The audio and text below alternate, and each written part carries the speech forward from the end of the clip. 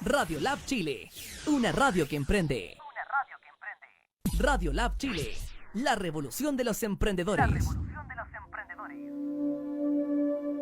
Centro Experiencial para el Desarrollo Humano. Talleres de formación para ser facilitador en procesos terapéuticos y además talleres de desarrollo personal, terapias individuales y meditaciones activas. Más información en www.centroexperiencial.com. Centro Experiencial para el Desarrollo Humano.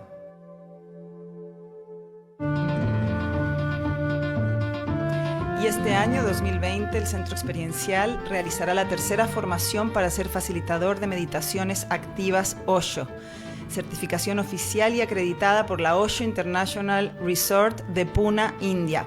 Esta certificación es impartida por Luis Martín Santos, el editor de toda la obra literaria de Osho en español, que vendrá desde España a Chile para realizar dicha certificación, que tiene modalidad residencial. 5 días para profundizar en las principales técnicas de meditación creadas por este famoso maestro indio. Más información en centroexperiencial@gmail.com o al teléfono 569-8899-6232. Y les recuerdo que todos los lunes a partir de marzo hay meditaciones activas en el Centro Experiencial a las 8 de la noche. Una muy buena instancia para comenzar la semana más disponibles y conectados. Y bueno, queremos aprovechar de saludar a toda la comunidad de nuevamente. Estamos aquí en radiolabchile.cl. Muchas gracias por seguirnos. Soy Ale Cavial, estoy sustituyendo a François Saint-Marie, que está de vacaciones en Quintay. François, te mandamos un abrazo y un beso gigante. Así que vamos a presentar a Carmen, a nuestra invitada. Y muchas gracias por seguirnos también en la página web de Radio Lab Chile.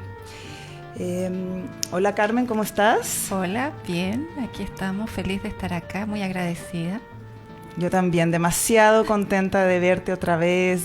Con Carmen somos viejas amigas, hemos tenido conversaciones profundas para el desarrollo humano en distintas instancias y ahora tenemos esta invitación de François a la radio para que esta comunidad de nuevamente te conozca, que encuentro que es muy importante.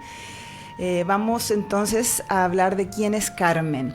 Carmen Bravo es terapeuta holista desde los 16 años, cuando ya atendía en su consulta privada a personas para ayudarles a resolver conflictos personales y familiares. Es enfermera matrona de profesión y se ha formado en orientación familiar, constelaciones sistémicas y medicina tradicional china. Cuenta con más de 35 años de experiencia clínica, con niños en riesgo social, hogares de menores con libertad vigilada, atención a adultos mayores en estado de depresión y apoyo a pacientes terminales y sus familias. En sus consultas y talleres de desarrollo humano y espiritual, integra toda esta trayectoria y experiencia a la sabiduría entregada por su maestro, para ayudar a fortalecer a las personas en sus procesos de autogestión de la salud, de lo que hablaremos hoy, y manejo consciente de la energía, de modo que puedan vivir cada día más sanas y felices. Que así sea. Que así sea. Bueno, tenemos muchos temas muy interesantes hoy día con Carmen. Especialmente queremos focalizar la entrevista de hoy en lo que estamos viviendo como comunidad. Toda la transformación social que estamos viviendo como ciudadanos, que estamos todos impactados, removidos, viviendo nuevos procesos de despertar internamente. Y le comentaba a Carmen, que estuvimos conversando antes de entrar al estudio, que la ciudad, estamos aquí en Providencia, en el centro, la ciudad está llena de grafitis, llena de reivindicaciones, de escritos profundos de lo que necesitamos como comunidad para crear este famoso nuevo pacto social. Y cómo podemos, Carmen, decidimos que en el programa de hoy lo que vamos a hacer es que vamos a hablar cómo cada una de estas reivindicaciones podemos asumirla desde el interior y cómo habitar en la nueva era o en el nuevo Chile que queremos construir desde hoy, no desde el viejo paradigma, no desde nuestros viejos condicionamientos, culturales, porque lo que podemos ver en la calle es que queremos transformarlo todo, queremos vivir en una nueva ética, en una nueva escucha, en una nueva comunidad, en una nueva sensibilidad por las mujeres, por los animales, por el medio ambiente. Queremos vivir en otra cultura, y cómo hacerlo para no angustiarnos, para no colapsar, porque son demasiados los desafíos, son demasiadas las reivindicaciones. Entonces vamos a ir eligiendo algunas de las frases que están en los grafitis para ir viendo cómo podemos desde el ser acercarnos a este nuevo mundo, irlo construyendo juntos. ¿Qué te parece, Carmen? Fantástico, una gran oportunidad. Yo espero que construyamos un gran marzo, un maravilloso nuevo año, pero para eso es importante que podamos entrar en nosotros, que todas esas reivindicaciones podamos tomarlas desde el interior y podamos desde ahí empezar a aportar lo que cada uno puede en su propio espacio. Creo que parte del paradigma antiguo es que había un alguien afuera que me podía resolver todo, y eso nos fue alejando de nuestra propia verdad, de nuestra propia intuición, de nuestra propia divinidad. Y cada ser humano, incluyéndolos a todos, absolutamente a todos, sin excepción, tienen su propia verdad cuando se conectan desde su interior. Entonces, la invitación, y yo estoy súper agradecida a este momento, porque estar frente a un micrófono donde otra gente escucha es extraordinaria oportunidad, a que cada uno entre en sí mismo y pueda desde ahí elegir qué quiere aportar. Los grafitis muestran muchas necesidades, pero en esas necesidades cada uno también tiene un aporte, y es muy importante que nos unamos desde el alma, desde el corazón, para poder aportar ahí, ¿ya?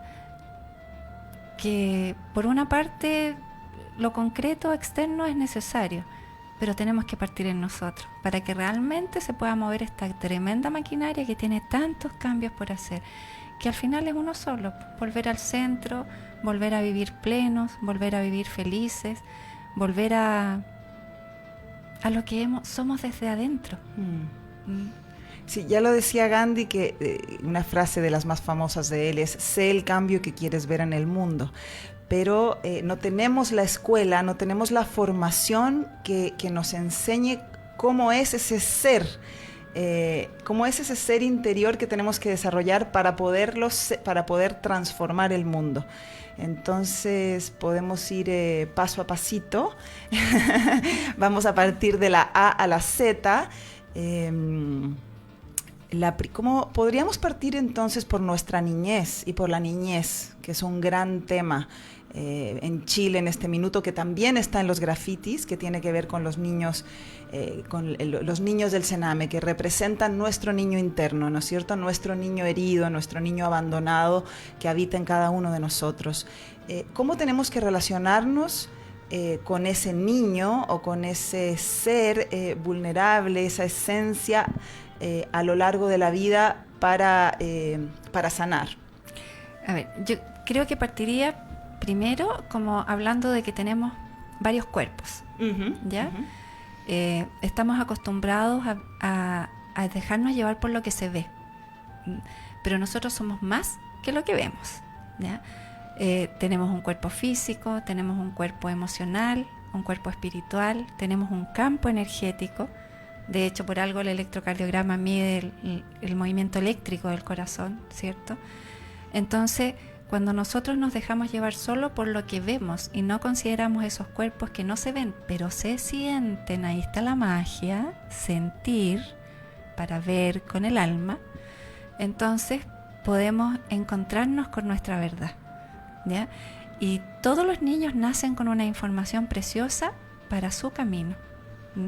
El camino siempre es personal, el camino de la conciencia es personal, nadie lo puede hacer por otro, ¿ya? Entonces, nosotros no podemos reconocer en otro lo que no vemos en nosotros mismos. Si yo puedo reconocer mi alma y mi espíritu, yo puedo reconocer mi alma como un espejo del alma del otro, ¿ya? Entonces, si yo puedo conectarme con esos cuerpos que van más allá, que se sienten en el cuerpo físico. Si tengo pena me pasa algo, si tengo rabia siento otra cosa. Siempre hay una señal en el cuerpo físico, pero eso es muy profundo y va más allá de solo lo que vemos. Entonces, si yo me conecto con eso, también me puedo conectar con las necesidades de otro.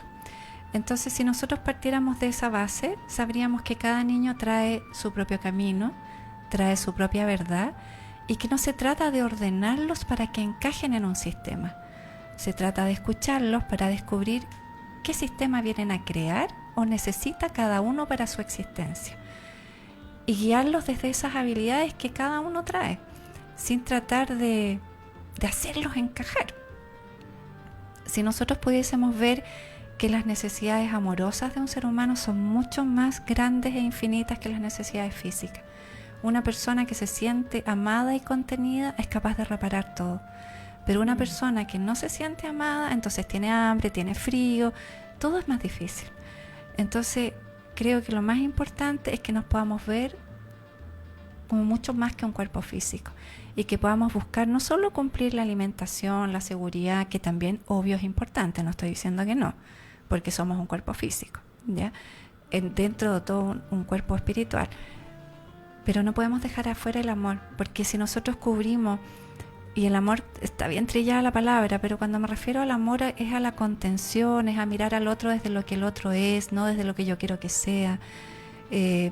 Si nosotros pudiésemos mirar eso y darle a los niños esa necesidad, creo que tendríamos mucho menos sufrimiento y ellos nos enseñarían mucho a nosotros, muchísimo.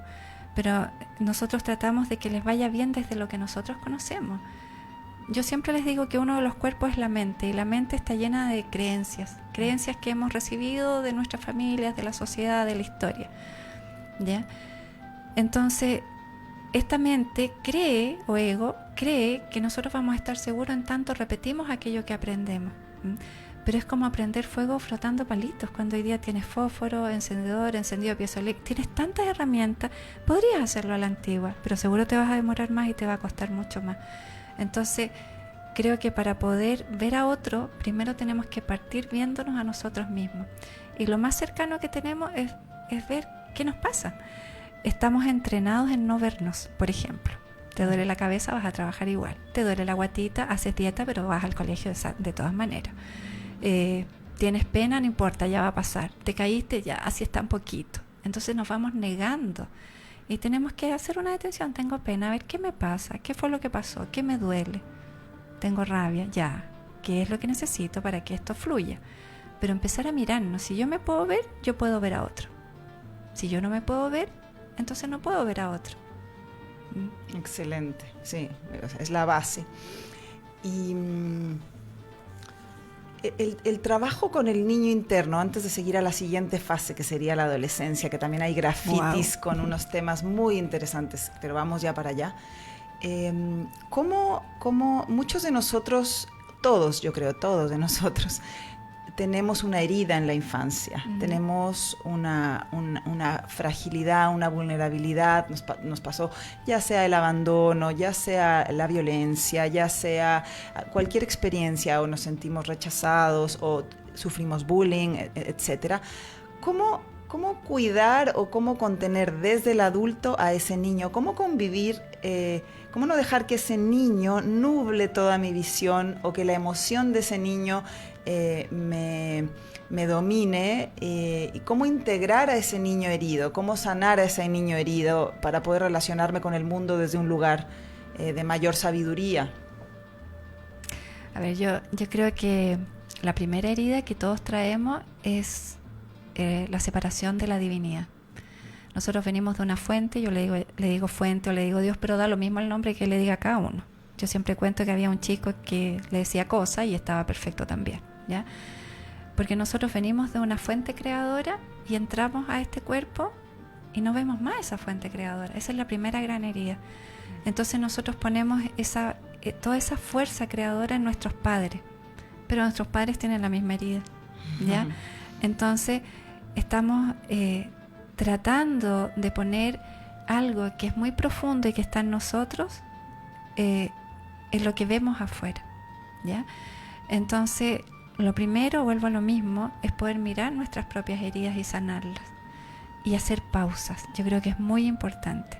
Cuando algo me incomode, es necesario hacer una pausa. Nosotros vivimos todo el día apurados, corriendo, tengo que llegar allá, tengo que hacer esto y tengo que trazar y no sé qué. Y en ese apuro vamos evadiendo todas las señales del niño herido. Las vamos negando, las dejamos de ver, las dejamos de sentir. Entonces, hacer pausas para sentirme y poder encontrar en cada uno, a ver, cuando nosotros nos volvemos a conectar a la fuente creadora, en general sentimos mucha expansión y alegría. ¿Ya? Cada uno lo va a encontrar a su manera. Algunos lo encuentran bailando, otros lo encuentran mirando al cielo, otros escribiendo, da lo mismo. Otros paviando, da lo mismo. Pero esa sensación de paz y expansión profunda muestra la conexión con la fuente divina. Entonces lo primero es reconocer qué es lo que a cada uno le genera esa expansión o vibración elevada, como cada uno quiera llamarlo. El lenguaje es súper importante, pero cuando nos ponemos nos centramos en las diferencias del lenguaje, no logramos el encuentro. Entonces cada uno acomoda esas palabras como las sienta, ¿ya? Desde la expansión más profunda. Cuando logramos conectar en esa expansión y hacer pausas, le perdemos el miedo al dolor, porque lo entendemos como una señal de algo. Me está diciendo algo, lo que sea, no sé, pero tengo que escucharlo. Pero cuando yo sé cómo puedo entrar en la expansión y en la alegría, no tengo miedo de entrar en el dolor, porque sé que puedo volver, ¿ya? Cuando no encuentro cómo entrar en esa expansión y en esa alegría, me da terror entrar en el dolor, entonces lo niego. Y ahí vamos enfermándonos, generando estrategias de defensa y vamos haciendo un montón de cosas que a la larga nos van poniendo mucha carga, mucha coraza y que no nos permiten, como decía o dice el maestro, ver nuestras bellas almas y nuestras bellas auras llenas de luz, ¿ya? Pero en el fondo lo primero es como, y ojalá, voy a dar al tiro una cosa importante para mí, que esa expansión sea desde algo que depende de mí, ¿ya? No desde algo que yo tengo que ir a obtener alguna parte, ¿ya? Que en general, por ejemplo, si yo escribo, yo dependo de mi lápiz y mi mano. Si bailo, dependo de mi cuerpo, incluso me puedo imaginar la música, ¿ya? Pero es algo que yo tengo aquí y ahora, no depende de nadie más. No genero una dependencia de nadie para sentir esa expansión. O sea, la expansión de las drogas o del alcohol o de... Es transitoria. Es transitoria y no es autogestionada, es dependiente. Es dependiente. No, aquí no hay ningún juicio de valor. No es mala ni buena, pero nos hace depender de algo. Y tenemos que tener ese algo para sentirnos bien. Entonces, realmente no somos tan libres cuando dependemos. Cuando lo hacemos consciente, llega una experiencia de placer y pasajera y no dependo de eso, está perfecto. Ya cada uno sabe hasta dónde puede llegar. Pero en el fondo que esa expansión dependa de cada uno, cosa que, como decía el maestro, si estás en el medio del desierto, en el medio de la ciudad, tengas igual esa posibilidad de encontrarte con ese gozo de vivir. Perfecto. También dentro de los grafitis que podemos ver en la ciudad tenemos un fenómeno que es muy reciente, que es muy interesante y que realmente nos muestra cómo estamos viviendo en un nuevo paradigma cultural, que ya estamos ahí, que aunque mentalmente a veces no podemos entrar y no lo reconocemos, pero ya estamos ahí, es todo lo que ocurre con la juventud y la libertad sexual que ellos están viviendo y que ellos sienten y que exigen como no juicio, no discriminación, inclusión, libertad, que me parece sumamente interesante. Y por otro lado también tiene sus riesgos. Por otro lado también tenemos como las expresiones del poliamor o las expresiones de la experimentación. Entonces me gustaría, porque este es un tema que hemos conversado antes y me parece muy interesante, de cómo ejercitar de manera consciente, responsable, esa libertad. porque se requiere un alto nivel de conciencia para ejercitar esa libertad. Entonces, para los padres que nos enfrentamos a nuestros hijos jóvenes entre, no sé, 15 y 20 años y que estamos en un nuevo paradigma total, en el que no tenemos experiencia, nosotros no tuvimos que gestionarlo, estábamos en otro paradigma, ¿qué recomendaciones harías en esa dirección? Bueno, nosotros lo conversamos antes en relación al lenguaje. Lo primero, decir que no nos enfrentamos a nuestros hijos, ¿ya? Exactamente. Vamos corrigiendo las narrativas desde ya. Claro. Nosotros vemos a nuestros hijos, los observamos, si podemos los acompañamos, pero entender que son seres independientes de uno, ¿ya? Que uno puede rayarles la cancha, pero que ellos son libres, ¿ya? Y que hay un punto en que cada uno tiene que hacerse responsable de su propia existencia. Y podemos acompañarlos solo en la medida en que ellos nos dejan hacerlo. Porque hay que recordar que la adolescencia tiene como tarea ser diferente de los padres. Entonces, si yo me meto como padre o madre y trato de gobernar esa adolescencia y dirigirla, seguro que voy a tener o alguien muy rígido o un rebelde, ¿ya? Entonces lo primero es acompañar en la medida que nos permitan. Eso no quiere decir que dejemos en absoluto dejar ser, ¿ya? Pero no desde la opresión, porque la meta de la adolescencia es la libertad, ¿ya? Entonces bajo eso no podemos ir, y esto es como evolutivo, o sea, todos hemos pasado por ahí. Entonces es como ir en contra de la corriente. Tenemos que sumarnos a la corriente, no ir en contra de. Siempre hay que sumar y no luchar para que podamos avanzar. Y lo segundo es comprender que al menos una vez en la vida todos nos hemos perdido. Nada que hacer, ¿ya? Yo siempre les digo... Varias veces. Sí, muchas veces. Más de alguien puede ser, no sé, pues yo siempre digo, todas las mujeres van a pololear con el hippie que al papá no le gusta y los hombres van a pololear con el típico técnico de la crisanta, ¿cierto? Pero está bien, ¿ya?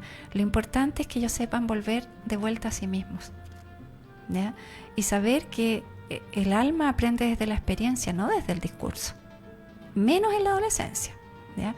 Entonces es importante la conversación, mucha conversación, no desde el juicio, sino que desde la compañía, desde la experiencia, desde el relato, ¿ya? Y escucharlos y hablar de todo, no de lo que a mí me parece, y escucharlos en sus opiniones también, ¿ya? En términos de la energía sexual, bueno, la energía sexual, imagínate la fuerza que tiene de crear una nueva vida, es lo más potente que hay en el universo, ¿ya? Imagínate la perfección de generar un nuevo ser, ¿ya? Es una fuerza increíble, pero toda la vida, al menos en la antigua dimensión, ¿cierto?, tiene dos caras.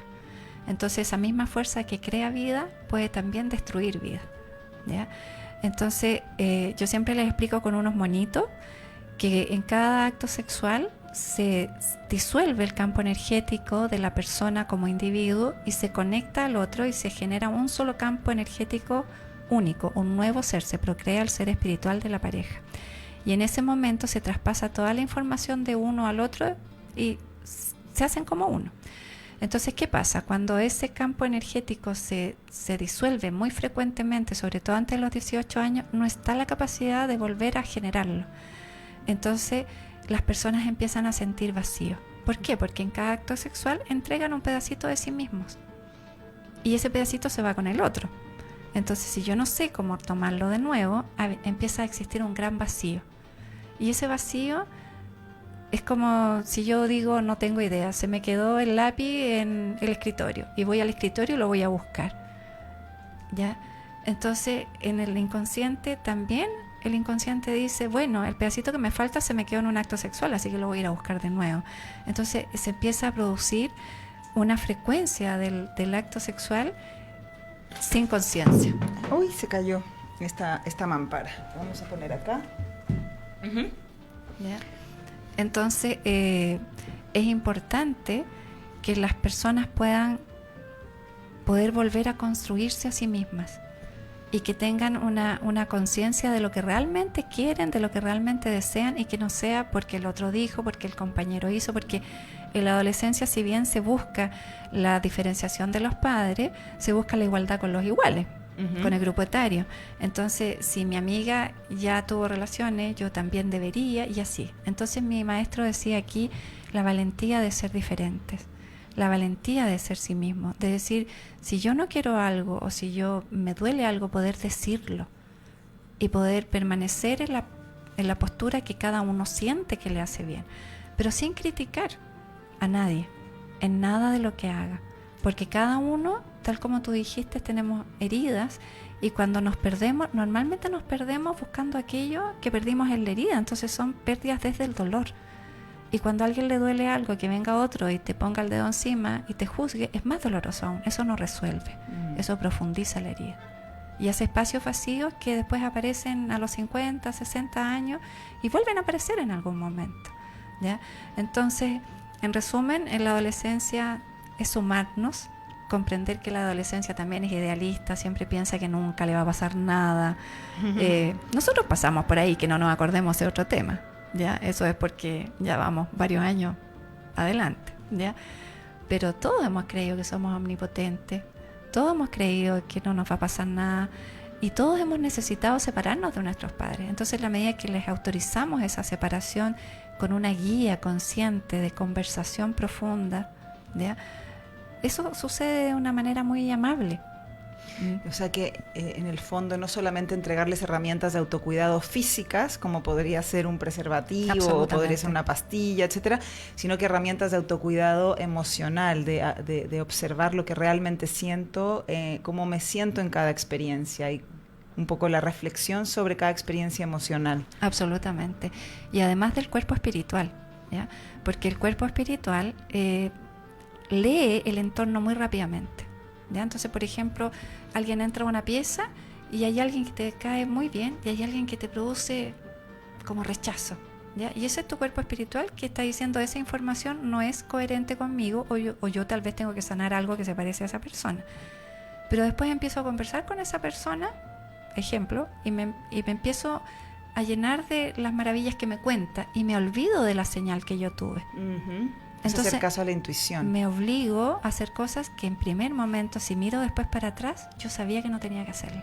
Así es. Y eso, volvemos al inicio, es considerar que somos más que un cuerpo físico, somos un alma, una mente, un espíritu, un cuerpo energético, y podemos integrar todas las señales que nos da toda esa estructura que somos. Perfecto. ¿Ya? Y todas esas herramientas que poseemos. Absolutas. Que nos entregan información muy relevante. Claro. Pero que no las recibimos en el colegio y a veces tampoco en la familia, entonces necesitamos conocerlas, ¿no? Y Carmen es una experta en estas herramientas. Y lo otro, antes que se me olvide, que es importante que los padres recuperen su propia autoridad como padres, pero desde el amor, ¿ya? Porque muchas veces sentimos que el experto sabe más de nosotros que nosotros mismos. Muchas veces lo necesitamos. Pero cuando la intuición viene desde el amor, desde la calma, sin lucha, hay algo de razón ahí y hay que escucharlo, y probablemente con el experto buscar un camino nuevo, ¿ya?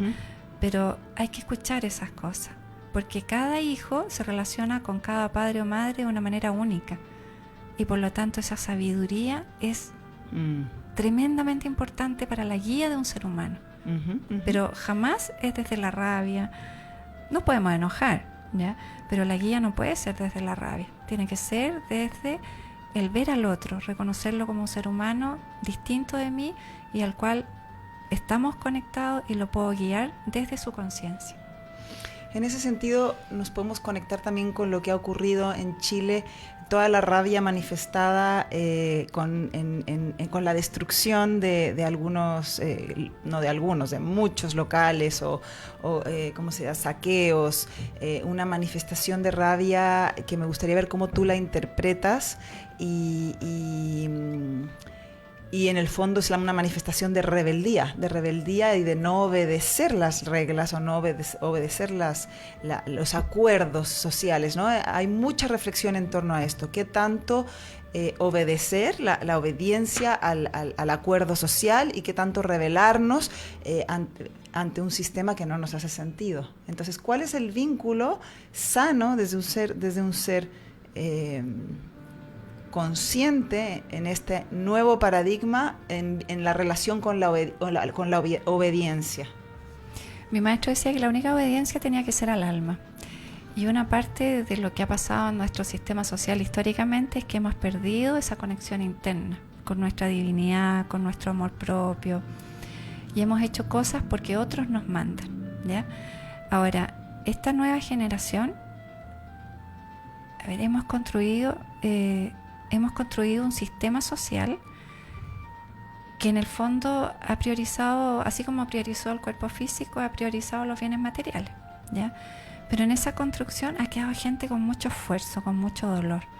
Entonces, los nuevos lolos de hoy, ¿ya? Ellos no están ni ahí, en trabajar de 8 a 8, levantarse a las 5 de la mañana. A mí me parece perfecto, porque la vida está para disfrutar.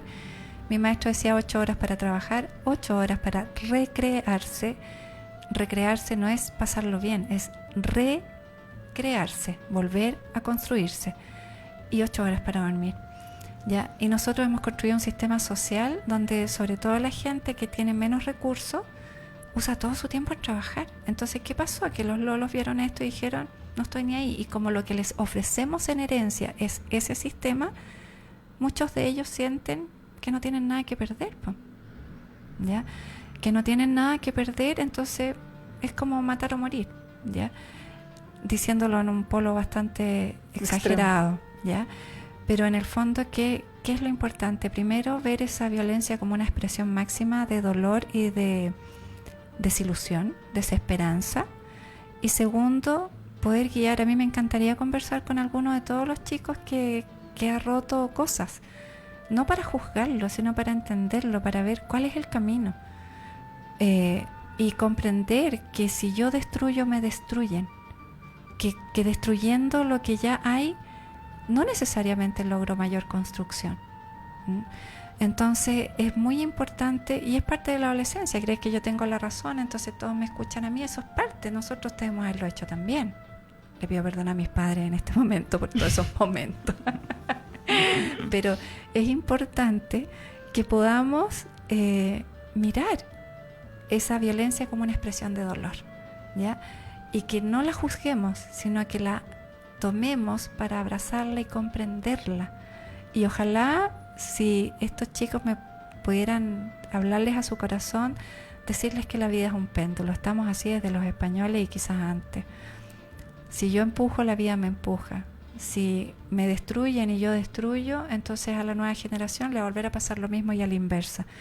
Entonces alguien tiene que parar. A mí me gustan mucho las películas de monos animados como referencia. Vean Pocahontas. Ahí la abuela Sauce le dice, alguien tiene que parar, ¿ya?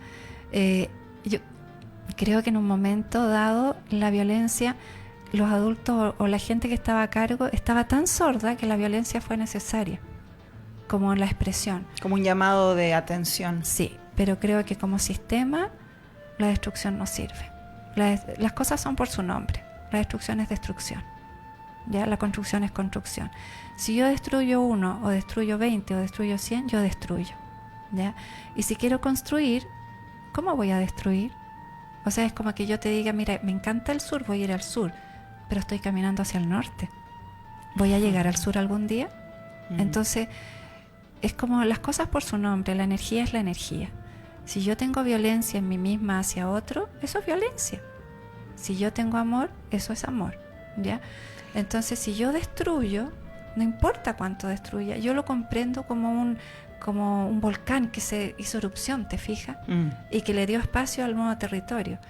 Pero si seguimos en eso, si un volcán viviera siempre en erupción y cubriera toda la tierra, luego ya solo seríamos lava.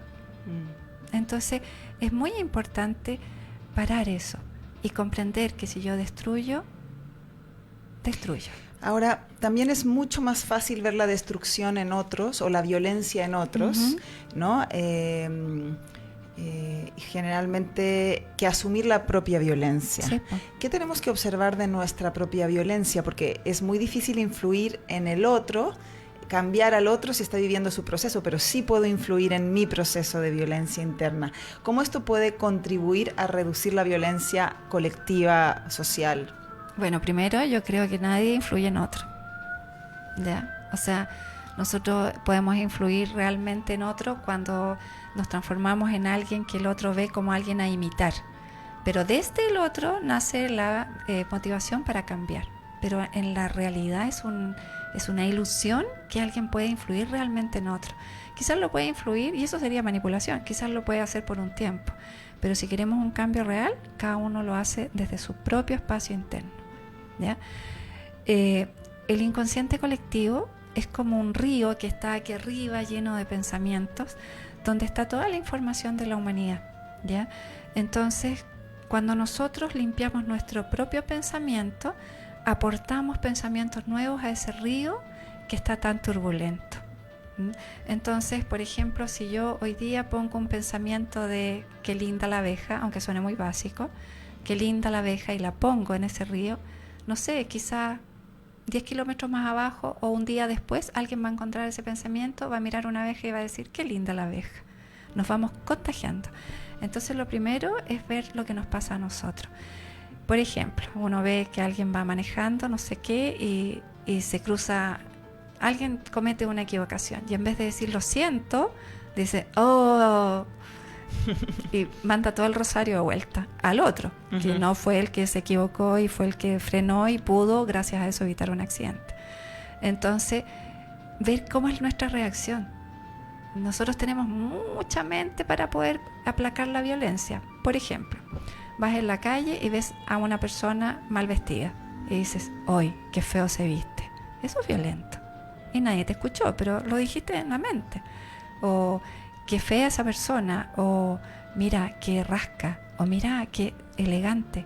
Porque independiente de cuál sea el juicio, yo estoy haciendo un juicio y eso es violento para el otro, ¿ya? Entonces lo primero es cambiar las observaciones internas que yo tengo sobre mí mismo y sobre los demás.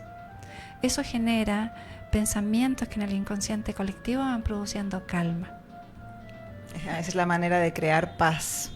Desde mi punto de vista, sí, lo hemos hecho. Hemos hecho algunas meditaciones colectivas, donde hemos, por ejemplo, en épocas de portonazo, hemos hecho meditaciones donde hemos bendecido también a los ladrones y hemos, no sé, dedicado el día a decir, hoy día cada vez que tome algo, voy a pedir permiso y voy a agradecer, y se lo dedico a todas las personas que se dedican a robar, y ha pasado que al menos temporalmente las cosas sí han cambiado, ¿ya? Pero eso hay que sostenerlo en el tiempo. Pero el primer cambio es interno, interno. Yo creo que nosotros nos hemos olvidado de Dios, ¿ya? Y cuando digo Dios no me refiero a la religión, por eso a veces le digo fuente, ¿ya? Creo que en el interno nosotros tenemos a una fuente perfecta que tiene cero violencia, tiene mucho amor, y si nosotros nos pudiéramos conectar desde ahí, habrían tantas cosas que cambiarían más fácil, ¿ya? Ahora, no tenemos en Occidente la cultura de la conexión individual con la divinidad, con Dios, o con la divinidad, o con la energía universal. ¿Cómo? Y tenemos muchas instrucciones de cómo conectarnos de distintas instituciones, ¿no? De las iglesias, o de algunas filosofías como la budista, o de algunos, cada distinta escuela crea su modelo de conexión con la divinidad. ¿Qué dirías tú? ¿Cuál es la forma de conectarse auténtica, libre, y para darnos cuenta cómo nos podemos dar cuenta que estamos conectados o no estamos conectados a la fuente divina? Recién habíamos hablado de un cuento, ¿cierto? Sí, sí.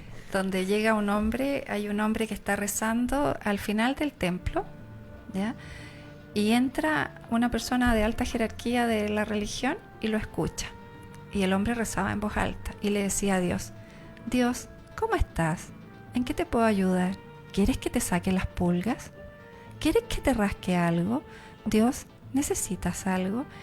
Y este hombre de alta jerarquía religiosa escucha esto y le da pero ataque. Y le dice, ven, le dice, salgamos de acá, yo te voy a enseñar a rezar. ¿Ves que ofendes a Dios pidiéndole? ¿Cómo se te ocurre que Dios va a tener pulgas? Entonces le enseña a rezar y el hombre, ya no atrás de la iglesia, se sienta adelante porque ya se sentía letrado y empieza a repetir todas las oraciones que esta persona le había enseñado.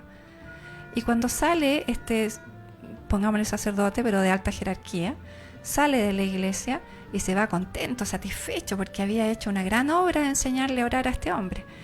Y escucha que Dios le dice: ¿qué has hecho? Anda y dile a ese hombre que vuelva a orar como lo hacía. Era la más bella y pura oración que yo escuchaba, ¿ya? Entonces yo creo que lo primero es que cada uno sabe cómo encontrarse con Dios, ¿ya? Solo decir que Dios es profundo amor está siempre, siempre, siempre. Si yo estoy aquí, estoy allá, estoy en el baño, estoy acostada, estoy durmiendo, estoy pasándolo mal, Dios siempre está. Pero siendo el ser omnipotente que es impotente si yo no le doy mi atención, si yo no le doy mi libre albedrío. Entonces es conectarse. A mí me sirve, no es la fórmula, decirle: Dios o fuente, conéctate con mi fuente interna. Yo te doy permiso, muéstrame con tus ojos, déjame escuchar con tus oídos, déjame amar como tú amarías esto. Explícame esto con tu entendimiento, ¿ya?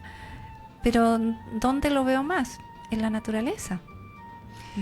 Y para las personas que no creen en Dios, para las personas ateas o que son más científicas, más darwinistas, por decirlo de alguna manera, ¿cómo explicarías la importancia, que también es una vía muy interesante de la palabra que recién mencionaste? ¿Cuál es la importancia del libre albedrío para el poder personal y para la conexión? ¿Cómo lo explicarías de una manera en lenguaje cartesiano racional? Ay, en lenguaje. Mira, yo creo que todo el mundo tiene una creencia superior. Da lo mismo como sea. La gente puede decir que no cree en nada, pero todos los seres humanos tienen un punto en que el corazón se abre. Cuando miran los ojos de un niño, cuando tienes un minuto de silencio, cuando sientes que hiciste un entendimiento gigante, siempre hay un momento en que el corazón se abre y hay una experiencia.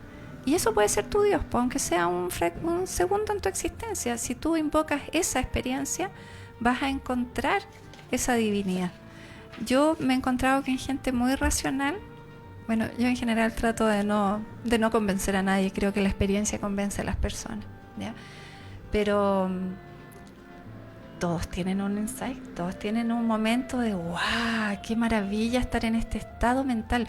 Porque finalmente la conexión con la divinidad es un estado de la mente, es un estado de paz y de seguridad, donde sabes que pase lo que pase, todo va a estar bien.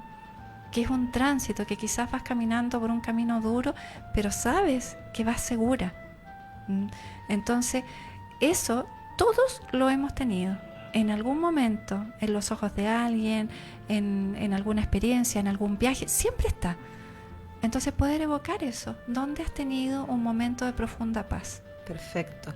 Y esa paz yo la relaciono mucho con el equilibrio, sí, con la equidad, con la armonía. Y estamos viviendo un proceso muy interesante también en este nuevo paradigma, nueva comunidad, nueva sociedad, que también está en los grafitis en las calles, que es la reivindicación feminista, que bueno, es una lucha antigua de la mujer,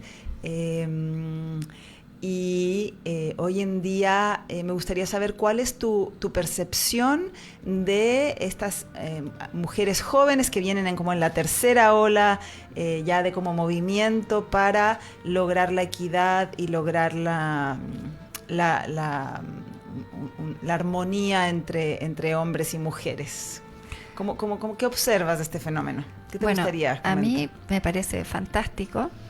Creo que el feminismo, como en su origen, en su base real, es súper necesario porque busca la igualdad y la equidad de género, ¿cierto? Pero no es en contra de los hombres. Me preocupa a veces eso, aunque entiendo que es como cuando se abre una puerta y entramos todos apretados y vamos con todas las ganas y después eso se va regulando, ¿ya? Pero siempre que vamos en contra de otro, lo vamos a pasar mal. Y claro, ha existido todo ese dolor en las mujeres, ¿ya?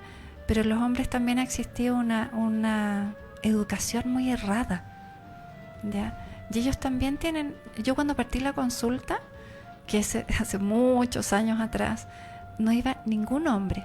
Como a los 10 años empezaron a llegar algunos hombres y se sentaban y yo les decía: ¿qué te trae para acá? No sé, mi mujer me dijo. ¿ya? Hoy día hay momentos, incluso te diría semanas, en que atiendo casi puros hombres. Entonces yo veo en ellos la necesidad y el cambio, ¿ya? Pero no podemos ir en contra y tenemos que comprender que todo lo que estamos juzgando hoy día se hizo con una conciencia tan baja de tanto dolor, de tanto sufrimiento, que finalmente es como al hombre le enseñaron. Eso no justifica, yo no estoy justificando, pero explica, ¿ya? Y tenemos que reeducarnos todos, pero a favor de la vida, a favor del equilibrio, que el hombre despierte su femenino y que la mujer, porque todos tenemos un lado femenino y un masculino, ¿ya? Y que la mujer también sostenga ese femenino, pero no en contra del masculino, porque si no vamos al péndulo de nuevo y en otro tiempo más vamos a estar todos de vuelta, ¿ya? En la misma pelea. Entonces, como siempre, preguntarnos, si yo quiero ganar una batalla, voy en contra y lucho. Si yo quiero ganar un cambio y quiero lograr algo definitivo, entonces no voy en contra de nada. Uso toda mi energía a favor de lo que quiero conseguir. Si yo voy a favor del equilibrio y voy usando la gran herramienta que el Espíritu nos dio del perdón, esto se va a arreglar. Yo estoy segura, yo he recibido varios hombres que han hecho cosas muy dolorosas, pero que hoy día lo ven, en ese momento no lo vieron, ¿ya? Entonces no los estoy justificando, pero hay que educar, hay que ir a favor de qué me sirve ganar una batalla si finalmente puedo volver a vivir la guerra. Entonces es como trabajemos en conjunto. A mí me encantó el movimiento de las tesis, lo encuentro fabuloso, ¿ya? Despertó muchas heridas antiguas que les dio la oportunidad de ser sanadas, pero hay que ir con un otro, no en contra de otro. Esto nos conecta también con otro tema de los grafitis muy importante que tiene que ver con la salud, ¿no? La petición a tener una salud más integral, más justa para todos. Pero me gustaría ir un poquito más profundo que a la reivindicación de los servicios, sino cómo es importante la autogestión de la salud, en el sentido de que cómo cuando nos quedamos pegados en un resentimiento, en el dolor, en el odio, en esta lucha contra generamos muerte y no vida. ¿Y cuál sería tu recomendación sobre la autoobservación y autogestión de la salud? De una salud que no es solo individual, sino que también es colectiva, ¿no? Para el colectivo. Bueno, la salud yo creo que depende de cada uno, pero volvemos a lo mismo, nos han enseñado que depende de otro. Y es un sistema, el sistema que tenemos en salud es un sistema que trata el síntoma, ¿ya? Y que nuevamente va a lo mismo, lucha contra la enfermedad. Y tenemos que aprender, o me encantaría invitarlos a que aprendiéramos a trabajar a favor de la salud. La salud es el estado normal del ser humano, ¿ya? Pero nosotros, como tenemos un cuerpo energético también, cuando nos pasan cosas emocionales, que pueden ser en la primera infancia, eso produce bloqueos si yo no lo trabajo. Y si eso sigue sostenido en el tiempo, va a generar en algún momento una enfermedad física, porque deja de nutrir esa energía al cuerpo físico. Entonces, tenemos el primer punto para la salud es manejar la emoción. Gestionar nuestras propias emociones, no desde algo que yo tengo que controlar o evitar. No, tengo que entenderlas, atreverme a mirarlas, ¿ya? Gestionar la emoción, nuestra alimentación, nuestras relaciones sociales, ¿ya? Todo eso es muy importante, pero es algo que nace en el corazón. Y volvemos a lo mismo, o sea, si yo estoy conectada conmigo y me dicen que comerme ese pastel es muy rico, pero mi cuerpo dice, no, por favor, no me lo des, no te lo comas. Quizás en otro momento tu cuerpo va a decir, sí, cómetelo, ¿ya? La alimentación junto al la alimentación inadecuada junto a los bloqueos emocionales van generando enfermedad en las personas mayores, porque el cuerpo en algún punto se cansa y ya no puede sostener el sistema, ¿ya? Entonces creo que no hay ningún sistema de salud como el que conocemos que sea capaz de sostener toda la enfermedad que tenemos, porque el dolor va produciendo enfermedad. Entonces es como anda a una casa y dime dónde no hay enfermedad si ha habido sufrimiento, ¿ya? Pero si sanamos el sufrimiento y podemos lograr que las personas escuchen las necesidades de su propio cuerpo, la necesidad de descanso, la necesidad de alimentación, la necesidad de goce, la necesidad de relacionarse sanamente, ¿ya? Entonces las personas empiezan a revertir ese estado de enfermedad y se transforma en un estado de salud, que es lo normal. Lo normal es que nosotros seamos sanos. Y hay otra cosa que es importante, es que nosotros tenemos imágenes o creencias mentales que las hemos visto tantas veces que las asumimos como una verdad absoluta. Entonces nosotros dentro de nuestras creencias tenemos la vejez como una enfermedad. Y la vejez no tiene por qué ser así. Pero si nosotros creemos que es así, vamos avanzando y acercándonos cada vez a eso, ¿ya? Entonces cambiar nuestras creencias, revisar nuestras creencias. Sí, porque todo el tema de la AFP, que está vinculado a las pensiones y a nuestra vejez, tiene que ver también por cómo miramos la vejez, Sí, si la consideramos como una carga, si la consideramos como una enfermedad, si la consideramos como... Entonces, creo que hoy en día estos estigmas del niño, el adolescente, el joven, el viejo, estas cosas que nos separan, ¿de qué manera también nos convierten en un problema en vez de un ser viviendo un proceso de transformación? Siempre somos un ser. Entonces me gustaría ir al tema de también tomando la palabra Plaza Dignidad, que fue como una palabra importante. A mí me gustaría, ¿qué es para ti la dignidad humana? A mí me gusta relacionar con la palabra integridad, que es más allá que la dignidad.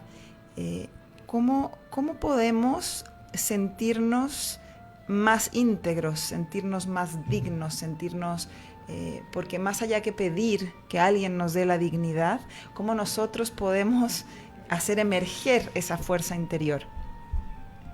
Bueno, para mí la dignidad también es integridad y es respeto, mucho respeto, ¿ya?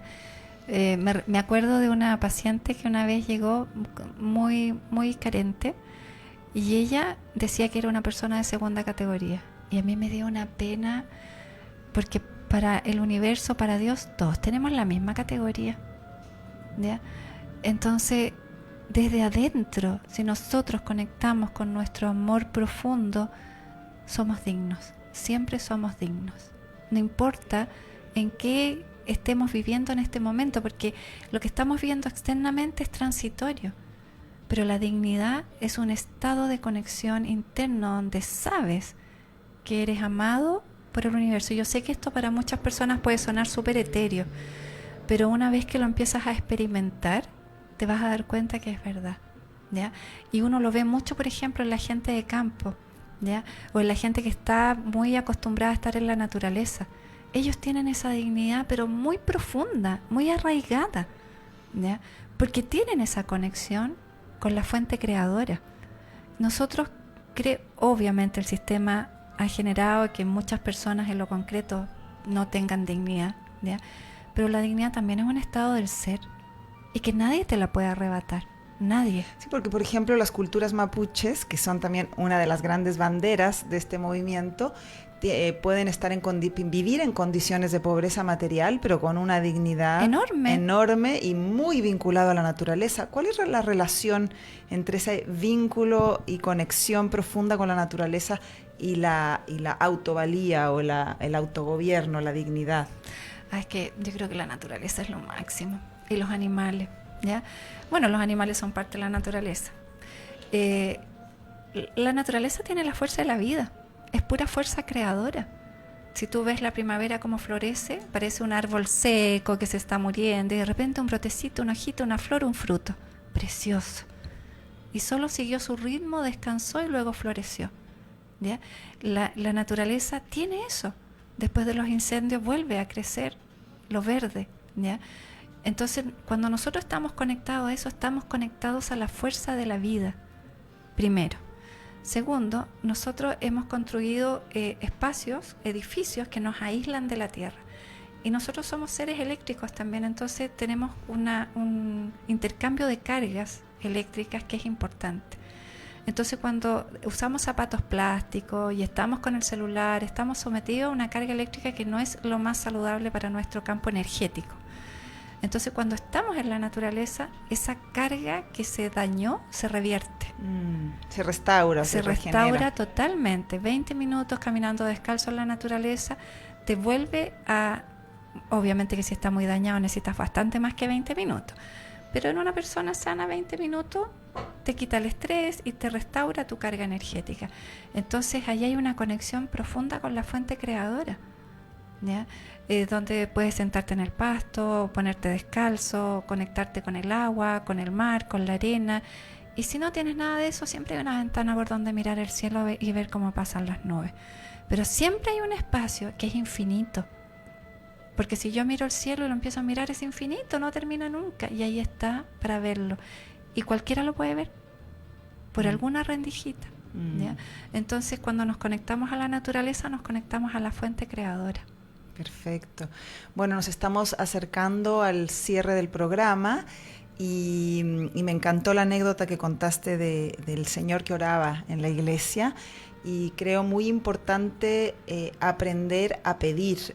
Y una costumbre del programa de François es prender una velita. Te voy a dar un fósforo para prender una vela y hacer una petición y hacer una oración para nosotros y para nuestra comunidad, para la comunidad de este programa, para todo el equipo que está aquí sosteniendo este esfuerzo precioso para generar conciencia y sobre todo para el proceso que estamos viviendo como nación, como chilenos. Así que te hago entrega de los fósforos. ¡Qué emoción! Aquí está la vela y vamos a cerrar con esa invocación de Carmen Bravo aquí en Nuevamente Radio Lab Chile. Vamos a sacar ese pedacito.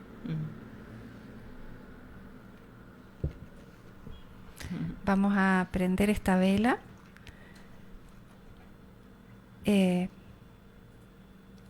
pidiendo al Espíritu, al Gran Espíritu, a todos nuestros ancestros, a todos nuestros maestros, a todos los seres sintientes que enciendan esta luz en el corazón de todos los seres. Vamos a agradecer este lugar físico que nos ha acogido.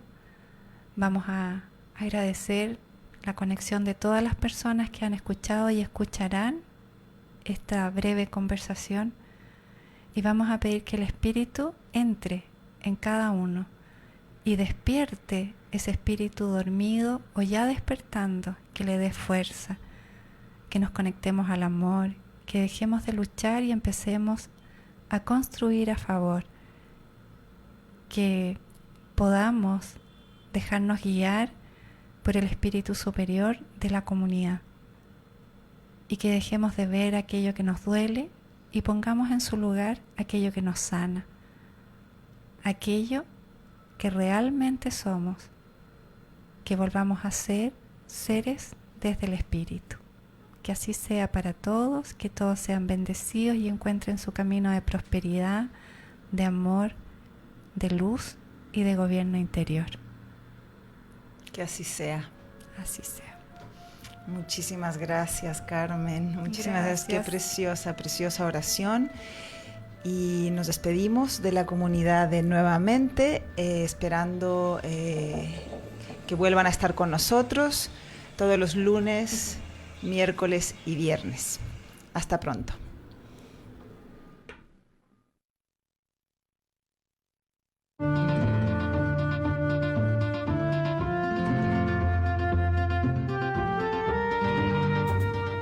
Este programa es presentado por Centro Experiencial para el Desarrollo Humano. Somos lo que tu emprendimiento necesita. Un shot de motivación en Radio Lab Chile, la radio de los emprendedores.